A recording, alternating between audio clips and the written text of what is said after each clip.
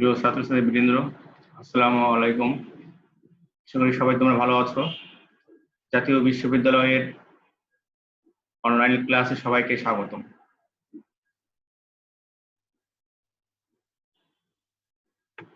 আজকে আমরা আলোচনা করব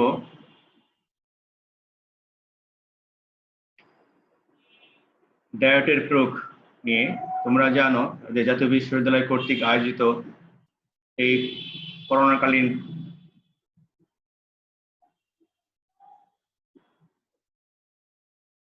মহামারীর সময়ও শিক্ষা কার্যক্রম যাতে ব্যাহত না হয় সেই জন্য অনলাইন ক্লাস ব্যবস্থা করেছেন।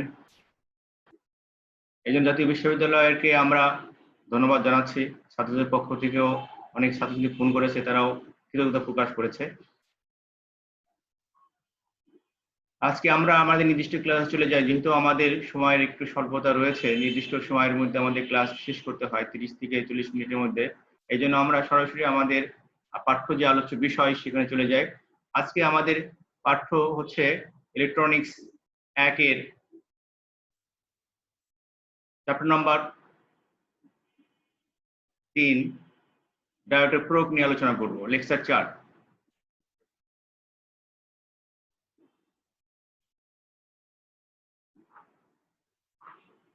গত ক্লাসগুলোতে আমরা দেখেছি ডায়োডের যে তৈরি করার নিয়মগুলো, পি টাইপ বা এন টাইপ সংযুক্ত হয়ে কিভাবে একটি ডায়োড তৈরি হয়, সেই ডায়োডগুলো কিভাবে প্রয়োগ করা হয় সেই বিষয় নিয়ে আজকে আলোচনা করব। ডায়োডের বহুবিধ ব্যবহার রয়েছে, অ্যাপ্লিকেশন রয়েছে। আমরা এক কথা বলতে পারি প্রত্যেকটা ইলেকট্রনিক ডিভাইসে ডায়োড ব্যবহার করা হয়। টেলিভিশন, ফ্রিজ, মোবাইল, ল্যাপটপ বা computer, all electronic device diode ব্যবহার করা হয়। সুনির্দিষ্ট করে যদি আমরা বলি তাহলে এর প্রধান কাজ হচ্ছে এসি কে ডিসিতে রূপান্তর করা, অর্থাৎ রেকটিফিকেশন করা। আমরা যে স্বাভাবিক যে আমাদের ভোল্টেজ যে লাইনগুলো আছে সেই লাইনগুলো আমরা সরাসরি এসি কারেন্ট পাই, কিন্তু এই এসি কে ডিসিতে রূপান্তর করার জন্য আমাদের প্রয়োজন হয় এই ডায়োডের। সর্বাধিক প্রাথমিক যে কাজটি হলো সিগন্যালের কিছু অংশ ছড়িয়ে ফেলে এসি কে ডিসিতে রূপান্তর করে এই ডায়োড। বিভিন্ন ইলেকট্রনিক্স যে যুক্তি বর্তনী আছে, আমরা যদি কম্পিউটারের প্রসেসরকে দেখি, র্যাম রম মাদারবোর্ড দেখি, তাহলে সেই যুক্তি বর্তনীগুলোতে এই ডায়োডগুলো ব্যবহৃত হয়। সমস্ত লজিক সার্কিটগুলো তৈরি হয় এই ডায়োডের সমন্বয়ে। ডায়োডের অন্যতম ব্যবহার হলো এসি কারেন্ট থেকে নেতিবাচক সংকেতগুলোকে সরিয়ে ফেলা, অর্থাৎ এখানে যে রিপল সৃষ্টি হয়, অর্থাৎ কিছু অমসৃণ ভাইব্রেশন তৈরি হয়, সেগুলোকে সে মসৃণ করে বা সরিয়ে ফেলতে পারে। একটি সিগন্যাল মডুলেশন বা ডিমডুলেশন করার ক্ষেত্রেও ডায়োডের ব্যবহার রয়েছে। বিদ্যুৎ সরবরাহ এবং ভোল্টেজ জাপলার তৈরিতেও ডায়োড ব্যবহার করা হয়। অর্ধ ও পূর্ণ তরঙ্গ রেকটিফায়ার ব্যবহার করে আরো স্থিতিশীল ভোল্টেজ সরবরাহ করার ক্ষেত্রে ডায়োড ব্যবহার করা হয়। ডায়োডের আরেকটি বৈশিষ্ট্য রয়েছে স্বয়ংক্রিয় পোলারিটি। ডিসি ইকুইপমেন্টের, অর্থাৎ যে সমস্ত ডিভাইসগুলো ডিসি কারেন্টে চলে, সেই ইকুইপমেন্টগুলোর স্বয়ংক্রিয় পোলারিটি হিসাবে ডায়োড ব্যবহার করা হয়। জেনারেট ডায়োড গুলো ব্যবহার করা হয় ভোল্টেজ রেগুলেটর হিসাবে। আমরা আমাদের ফ্যান বা বিভিন্ন ধরনের রেগুলেটর যেগুলো দেখি সেগুলোর ক্ষেত্রেও এই ডায়োডের ভূমিকা অপরিসীম। সেক্ষেত্রে এই ভোল্টেজ রেগুলেটর বা নিয়ন্ত্রক এবং প্রতিরোধক হিসেবেও ডায়োড কাজ করে। বেতার বা টিভির যে সিগন্যাল ডিটেক্টর হিসাবেও ডায়োডের ব্যবহার রয়েছে। Diodes are the basis of operation amplifiers and transistors, অর্থাৎ এই ডায়োডের উপর ভিত্তি করে কিন্তু অপারেশনাল অ্যাম্পলিফায়ার বা এবং ট্রানজিস্টর জগৎ গঠিত হয়েছে। আমরা জানি ট্রানজিস্টর হচ্ছে যে সমস্ত ইলেকট্রনিক জিনিসের মূল নিয়ন্ত্রক বা বেসিস বা ভিত্তি। আমরা ট্রানজিস্টর গুলো নিয়ে পরবর্তী চ্যাপ্টার আলোচনা করব। অপারেশনাল অ্যাম্পলিফায়ার্স নিয়েও পরবর্তী চ্যাপ্টারের মধ্যে আলোচনা রয়েছে। আমরা চলে যাই ডায়োডের পরবর্তী ব্যবহারের সরাসরি প্রয়োগে যেখানে হয়েছে সেখানে। ডিসি ইকুইপমেন্টের বিপরীতমুখী ভোল্টেজের প্রতিরোধ হিসাবে ডায়োড ব্যবহার করা, অর্থাৎ আমরা অনেক সময় ভুল করবে নেগেটিভ বা পজিটিভ চার্জ দিয়ে ফেলতে পারি। যেমন টেলিভিশনের ক্ষেত্রে আমরা সুইচগুলো কখন কোন অবস্থানে লাগাবো, কোনটা নেগেটিভ বা কোনটা পজিটিভ, এটা কিন্তু আমরা খেয়াল করি না, সরাসরি একটা পিন আপ করে দিই। সেক্ষেত্রে যেভাবে আমরা সংযোগ দিই না কেন, এই ভোল্টেজকে নেগেটিভ বা পজিটিভের নেগেটিভের নিয়ন্ত্রণ করে কিন্তু ডায়োড গুলো।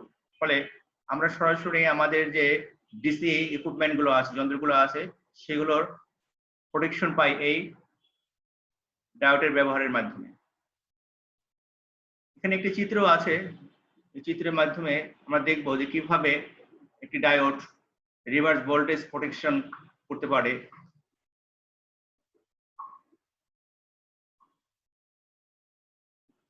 এখানে একটি ব্যাটারি দেখা যাচ্ছে সংযোগ দেওয়া আছে, ব্যাটারি, তার সাথে একটি ডিসি ইকুইপমেন্ট টেলিভিশন বা টিভি সংযোগ করা আছে, মাঝখানে একটা ডায়োডের সংযোগ দেখা যাচ্ছে। প্রথম যদি দেখা যায় যে ব্যাটারির ধনাত্মক প্রান্তকে যদি আমরা পি টাইপের সাথে অর্থাৎ ডায়োডের পজিটিভ প্রান্ত যুক্ত করি, আর ডিসি ইকুইপমেন্টের টেলিভিশনের পজিটিভ প্রান্ত যুক্ত নেগেটিভ প্রান্তকে যদি ব্যাটারির সাথে যুক্ত করি, তাহলে এখানে একটা ফরওয়ার্ড বায়াস হয়। ফলে ব্যাটারির দিকে উৎপন্ন কারেন্ট ডায়োডের মধ্যে দিয়ে টেলিভিশনের ভিতরে দিয়ে এসে নেগেটিভ প্রান্তে শেষ হয়। এটাকে বলা হয় ফরওয়ার্ড বায়াস বা সম্মুখী ঝোঁক। এর ভিতরে তখন কারেন্ট প্রবাহিত হয়। দ্বিতীয় চিত্রটি যদি আমরা একটু লক্ষ্য করি, দেখা যাবে এটা হচ্ছে একটি রিভার্স বায়াস বা বিমুখী ঝোঁক। এক্ষেত্রে ব্যাটারির নেগেটিভ প্রান্তকে পি টাইপের সাথে যুক্ত করা হয়েছে এবং ডিসি ইকুইপমেন্ট বা টেলিভিশনের নেগেটিভ প্রান্তের সাথে পজিটিভ প্রান্তে যুক্ত করা হয়েছে। ফলে এই বায়াসিং এর মধ্য দিয়ে ফলে এর ভিতরে কোনো কারেন্ট প্রবাহিত হবে না। ভুলবশত কেউ যদি ব্যাটারি এরকম নেগেটিভ প্রান্তকে পি টাইপের সাথে এবং ধনাত্মক প্রান্ত ডিসি ইকুইপমেন্টের সাথে বা টেলিভিশনের সাথে যুক্ত করে, তখন দেখা যাবে এর ভিতরে কোনো কারেন্ট প্রবাহিত হয় না। ফলে বর্তনীর ডায়োড থাকার কারণে ডিসি ইকুইপমেন্টের বিপরীতমুখী হিসেবে কাজ করে। অতিরিক্ত ভোল্টেজ প্রয়োগ করার পরেও এর কোনো ক্ষতি হয় না, অর্থাৎ টেলিভিশনটা নষ্ট হয়ে যায় না। এভাবে ডায়োড গুলো অতিরিক্ত ভোল্টেজ কিংবা নেগেটিভ বা পজিটিভ বা ধনাত্মক যেভাবে সংযোগ করা হোক না কেন, ভোল্টেজের দিককে নিয়ন্ত্রণ করে আমাদের ডিসি ইকুইপমেন্ট গুলো, যে সমস্ত ডিসি কারেন্টে যে সমস্ত ডিভাইস গুলো চলে, সেগুলোকে সেফ রাখে, নিরাপদ রাখে। এভাবে একটি ডায়োড ডিসি ইকুইপমেন্টে বিপরীতমুখী ভোল্টেজকে নিয়ন্ত্রণ করতে পারে বা প্রতিরোধ করতে পারে। তাহলে আমরা এই সংযোগগুলো লক্ষ্য করলাম, দেখলাম যে কিভাবে ডিসি ইকুইপমেন্টের সাথে ব্যাটারি সংযুক্ত আছে সেটা। এবার আমরা পরবর্তী অপশনে যাই। আমরা জানি যে ডায়োডের আরেকটি বৈশিষ্ট্য রয়েছে সক্রিয় পোলারিটি, অর্থাৎ ডিসি ইকুইপমেন্টের মধ্যে সক্রিয় পোলারিটি হিসাবে ডায়োডের ব্যবহার ব্রিজ রেকটিফায়ারের ক্ষেত্রে। কিভাবে সে পোলারিটি মেনটেন করে আমরা দেখি। এখানে ব্যাটারি আছে একটি সার্কিটের সাথে 4টি ডায়োড যুক্ত করা আছে, এ বি সি ডি। এই 4টি ডায়োডের সবার সাথে একটি ডিসি ইকুইপমেন্ট টেলিভিশন সংযুক্ত করা আছে।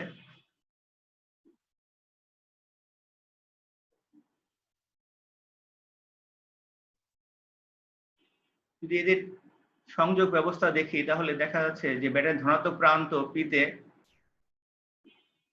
এবং ব্যাটারির ঋণাত্মক প্রান্ত এন এর সাথে সংযোগ করা হয়েছে। অর্থাৎ যখন ব্যাটারির ধনাত্মক প্রান্ত পি ডায়োডের সাথে এবং নেগেটিভ প্রান্ত এর সাথে সংযোগ করা হচ্ছে, তখন দেখা যাচ্ছে যে কারেন্ট এই বর্তনী দিয়ে, অর্থাৎ এ ডায়োড দিয়ে ডিসি ইকুইপমেন্ট টেলিভিশনের ভিতর দিয়ে এসে এই ডি ডায়োড দিয়ে এন এসে শেষ হচ্ছে, অর্থাৎ নেগেটিভ প্রান্তে শেষ হচ্ছে। ফলে আমরা আউটপুট পাচ্ছি, টেলিভিশনটা সচল থাকছে, আউটপুট পাচ্ছি। সেক্ষেত্রে কিন্তু বি এবং সি ডায়োড কোনো কাজ করছে না, কারণ তারা রিভার্স বায়াস হিসেবে পরিগণিত হচ্ছে। পি সাথে যখন আমরা পজিটিভ প্রান্ত যুক্ত করছি ব্যাটারির এবং এন এর সাথে যখন আমরা নেগেটিভ প্রান্ত যুক্ত করছি, তখন এ এবং ডিটা হচ্ছে এখানে ফরওয়ার্ড বায়াস হিসেবে কাজ করছে ডায়োড দুটি। তখন কিন্তু আউটপুট আমরা পাচ্ছি, ডিসি ইকুইপমেন্ট টেলিভিশনটা সচল হচ্ছে, লোড লাইন কারেন্ট আমরা পাচ্ছি। পক্ষান্তরে বিসি কিন্তু তখন রিভার্স সিস্টেমে আছে, অর্থাৎ বিসি যদি কোনো ডায়োডের ভিতরে কোনো কারেন্ট প্রবাহিত হয় না। আবার যদি আমরা দেখি ব্যাটারির নেগেটিভ প্রান্ত পি তে যদি সংযুক্ত করি এবং এন প্রান্তকে যদি আমরা ব্যাটারির ধনাত্মক প্রান্তের সাথে সংযুক্ত করি, তাহলে এবার কারেন্ট বি ডায়োড দিয়ে প্রবাহিত হয়ে টেলিভিশন বা ডিসি ইকুইপমেন্টের মধ্যে দিয়ে এসে সে সি ডায়োড হয়ে পি নেগেটিভ প্রান্ত ব্যাটারি এসে শেষ হবে। অর্থাৎ এখানে একটা পূর্ণ চক্র সম্পূর্ণ হলো। তখন আমরা কিন্তু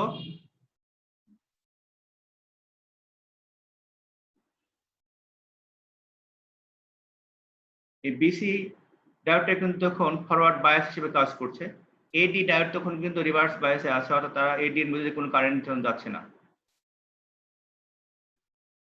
এখানে এডি হচ্ছে এখান ক্ষেত্রে রিভার্স বায়াস হিসেবে আছে, এডি ভিতরে কোনো কারেন্ট প্রবাহিত হয় না।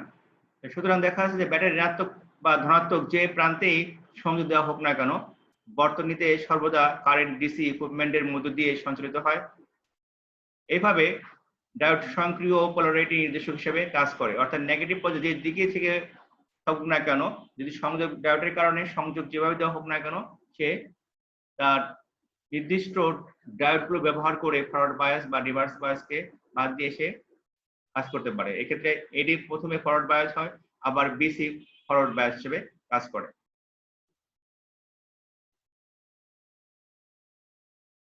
এটি হচ্ছে ডায়োডের একটি পোলারিটি স্বয়ংক্রিয় পোলারিটির ব্যবহার। এবার আমরা চলে যাচ্ছি যে তাৎক্ষণিক জরুরি পাওয়ার সরবরাহের ক্ষেত্রে অর গেটের হিসেবে ডায়োডের ব্যবহার।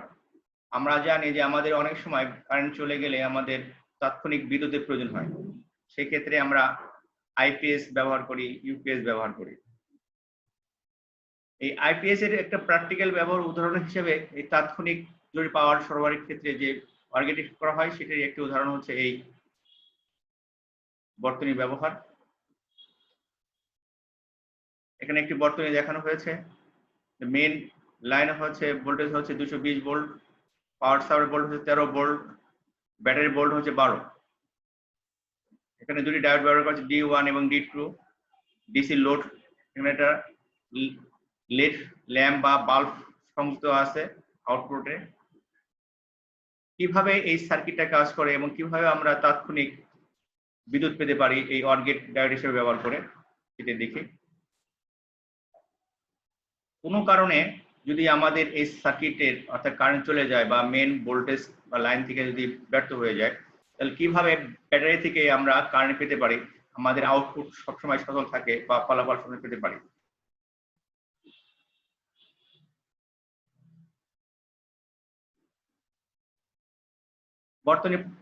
বর্তনী সবসময় মনে রাখতে হবে যে এই ক্ষেত্রে পাওয়ার সাপ্লাইয়ের যে ভোল্টেজটা ব্যাটারির ভোল্টেজ বেশি হবে। এখানে 13 ভোল্ট আছে, এখানে আছে 12 ভোল্ট।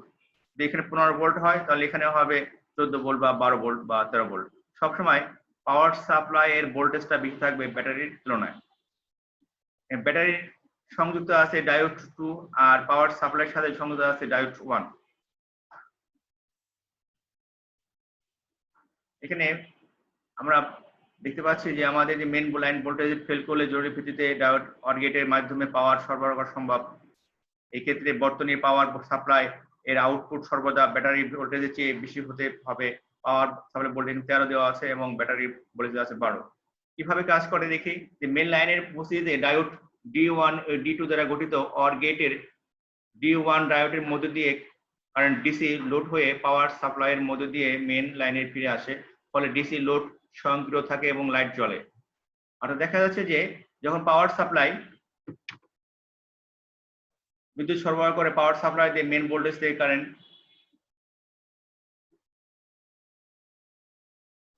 ডায়োড D1 দিয়ে প্রবেশ করে লোড লাইট যেটি দিয়ে এসে এভাবে এসে পাওয়ার সাপ্লাই মধ্যে এসে সার্কিট কমপ্লিট করে। কিন্তু যখন কোনো কারণে মেন লাইনটা বন্ধ হয়ে যায় বা তার কারেন্ট সাপ্লাই বন্ধ হয়ে যায়, তখন কিন্তু এই পাওয়ার সাপ্লাই থেকে কোনো আর বিদ্যুৎ পাওয়া যায় না, তখন ব্যাটারি সক্রিয় হয়ে যায় বা ব্যাটারিটা কাজ করে। কিভাবে ব্যাটারি থেকে ডায়োড D2 এর মধ্যে দিয়ে কারেন্ট লোডে প্রবেশ করে, এরপরে এখান দিয়ে এসে ব্যাটারির প্রান্তটা শেষ হয়। যখন D2 সম্পন্ন করে তখন আমরা নেগেটিভ এবং পজিটিভ যে অর্থে আমরা ব্যবহার করি না কেন, ডায়োড D1 মাধ্যমে প্রথমে পাওয়ার সাপ্লাই তার সার্কিট কমপ্লিট করে, ব্যাটারি ডায়োড D2 এর মধ্য দিয়ে কারেন্ট এসে বর্তনী সম্পন্ন করে।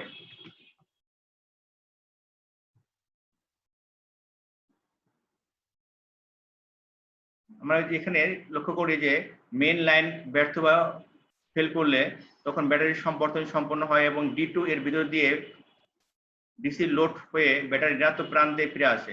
এভাবে চিত্রে ডায়োড অর গেটের মাধ্যমে জরুরি পাওয়ার সরবরাহ করে।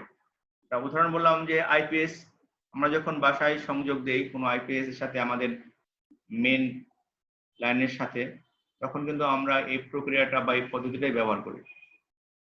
হঠাৎ করে কারেন্ট চলে গেলেও কিন্তু আমাদের বিদ্যুৎ সরবরাহটা তাৎক্ষণিকভাবে বন্ধ হয়ে যায় না, তখন আমাদের ফ্যান বা লাইট বা আমাদের আউটপুট ডিভাইস গুলো চলে থাকে।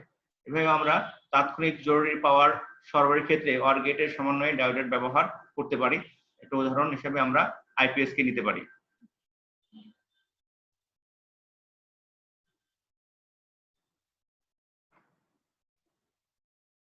ডায়োডের আরেকটি অ্যাপ্লিকেশন রয়েছে রেকটিফায়ার হিসেবে। এই রেকটিফায়ার হিসেবে ডায়োডের বহু ব্যবহার আমরা বিভিন্ন ইলেকট্রনিক সার্কিটে দেখতে পাই। রেকটিফায়ারটা কি? রেকটিফায়ার হচ্ছে যে ইলেকট্রনিক বর্তনী বা ডিভাইস এসি কারেন্টকে ডিসি কারেন্টে রূপান্তর করতে পারে তাকে রেকটিফায়ার বলে। আর তার এই প্রক্রিয়া বলা হয় রেকটিফিকেশন, অর্থাৎ এসি কারেন্টকে ডিসি কারেন্টে রূপান্তর করা বা একমুখী করা, এই যে ব্যবস্থাপনা বা প্রক্রিয়া, এটাকে বলা হয় রেকটিফিকেশন। রেকটিফিকেশন বা রেকটিফায়ার দুই ধরনের, একটা হচ্ছে অর্ধ তরঙ্গ বা হাফ ওয়েভ বলা হয়, আরেকটা হচ্ছে পূর্ণ বা ফুল তরঙ্গ বা ওয়েভ, ফুল ওয়েভ রেকটিফিকেশন।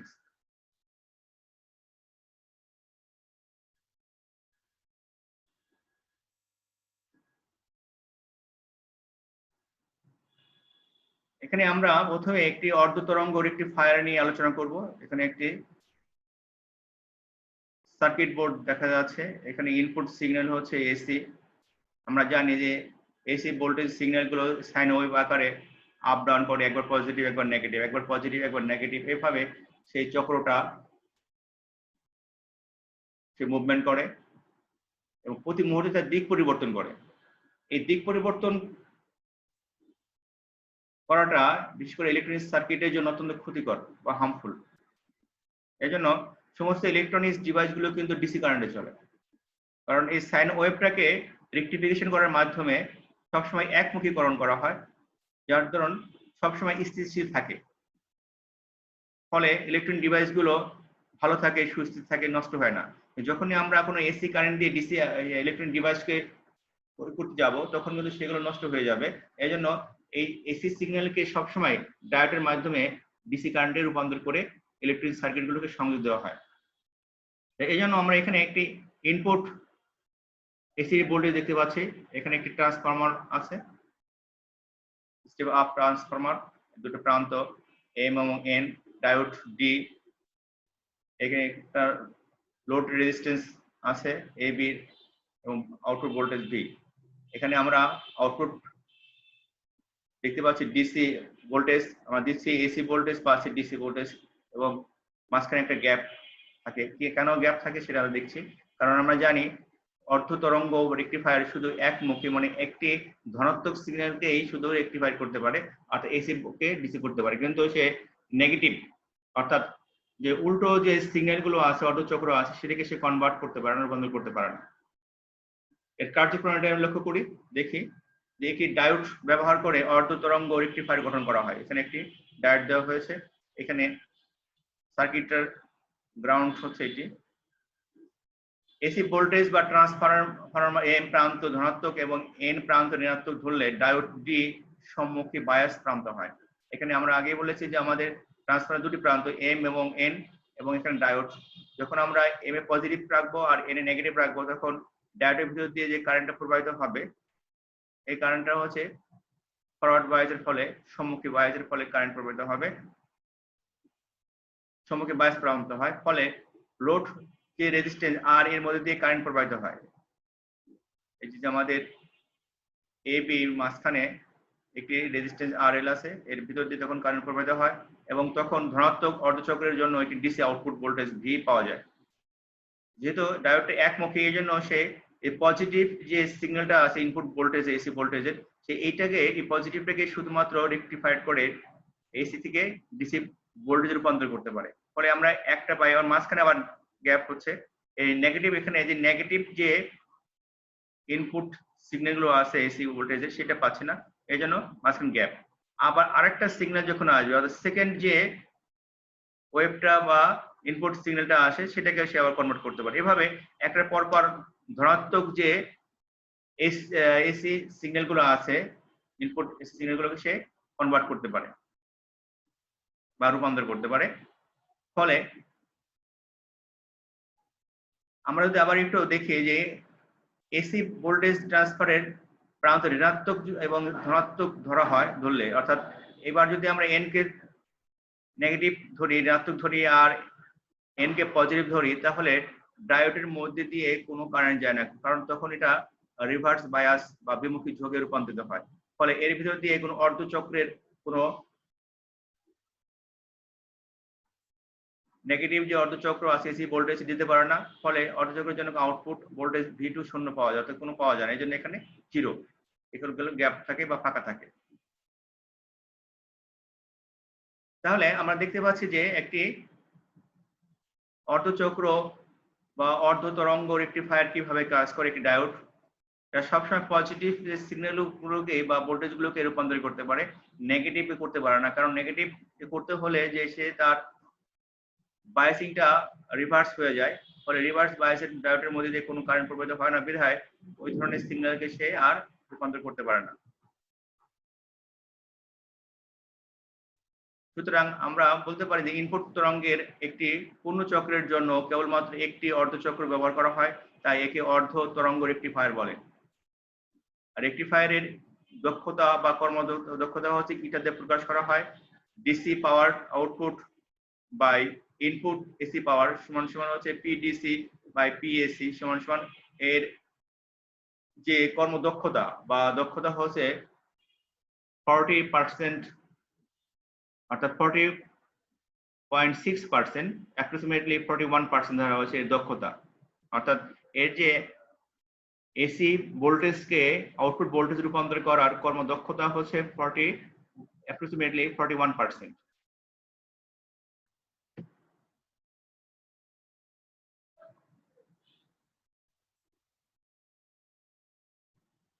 তাহলে আমরা দেখলাম যে রেকটিফায়ার হিসেবে অর্ধ তরঙ্গ রেকটিফায়ার হিসেবে ডায়োডের ব্যবহার। এবার এর একটা সমীকরণ আমরা দেখব যে অর্ধ তরঙ্গ রেকটিফায়ারের কর্মদক্ষতা বা দক্ষতা নির্ণয় কিভাবে করা হয়।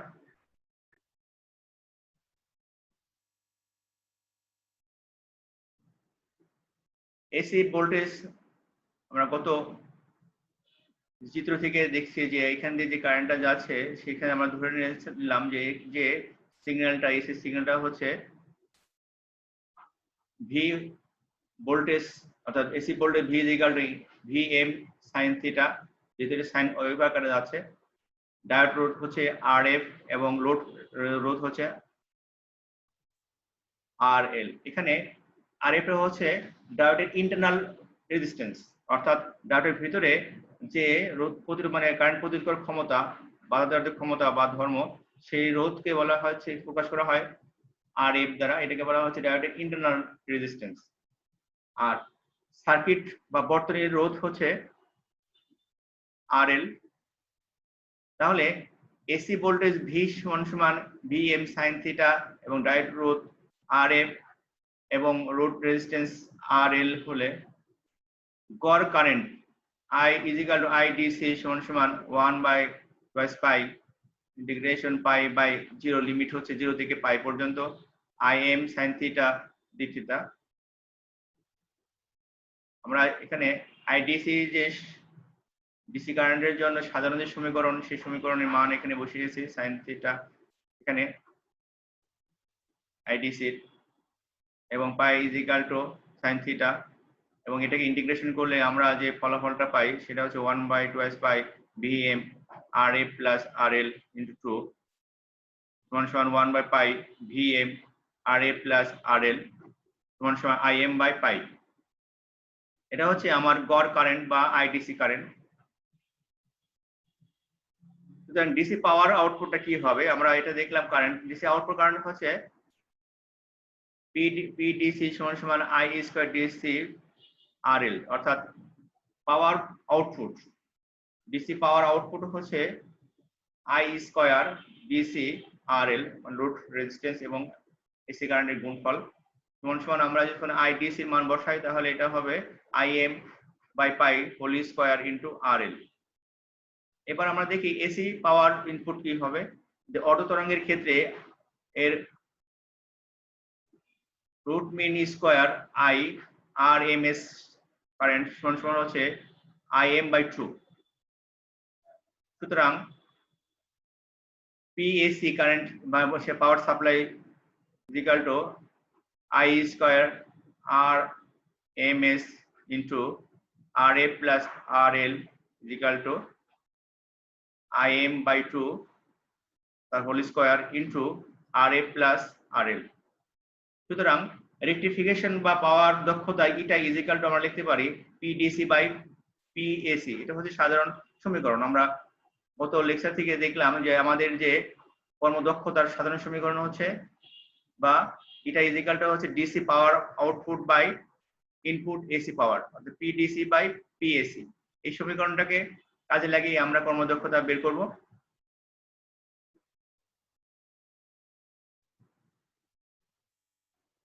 তাহলে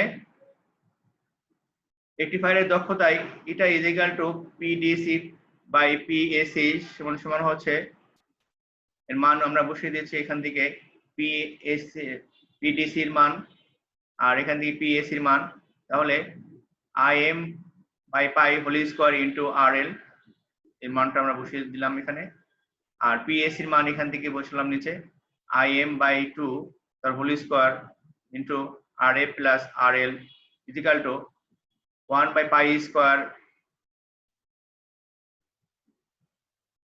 4 ইনটু আরএল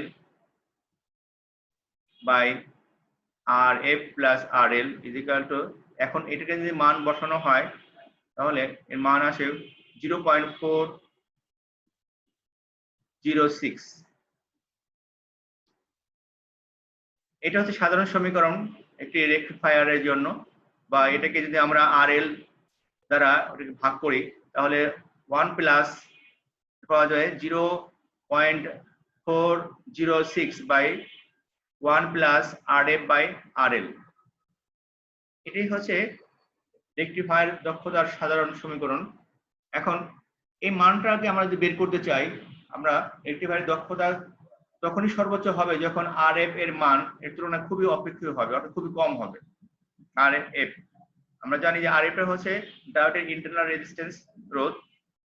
এর মান যদি খুবই নগণ্য হয়, যেটাকে আমরা নেগলেক্ট করতে পারি বা এটাকে আমরা বাদ দিতে পারি, তাহলে আর এর সর্বোচ্চ মান কম্পেয়ার করলে একটি অর্ধ তরঙ্গ রেকটিফায়ারের সর্বোচ্চ মান তখন হবে 40.6%, অর্থাৎ 40.6, যেটা আমরা অ্যাপ্রক্সিমেটলি দেখিয়ে লিখেছি যে প্রায় 41% হচ্ছে এর দক্ষতা।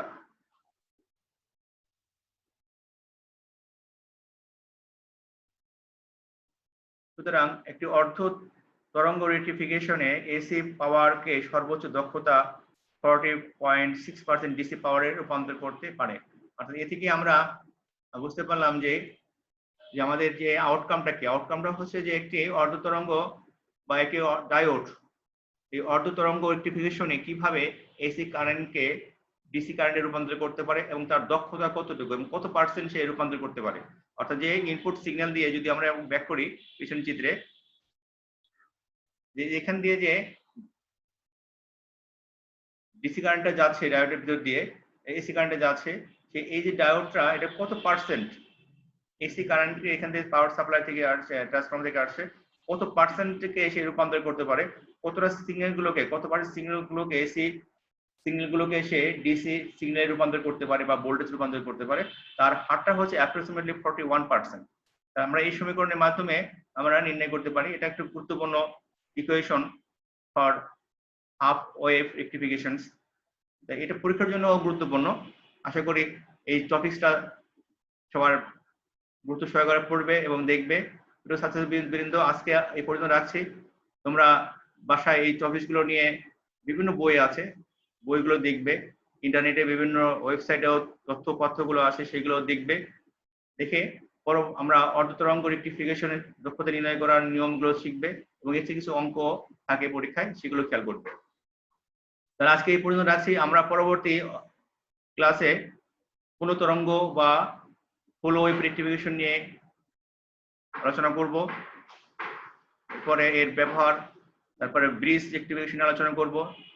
আজকে এই পর্যন্ত রেখে আমার ক্লাস এখানে শেষ করছি। আল্লাহ হাফেজ। সবাইকে ভালো থাকার আশা রেখে শেষ করছি। ধন্যবাদ সবাইকে।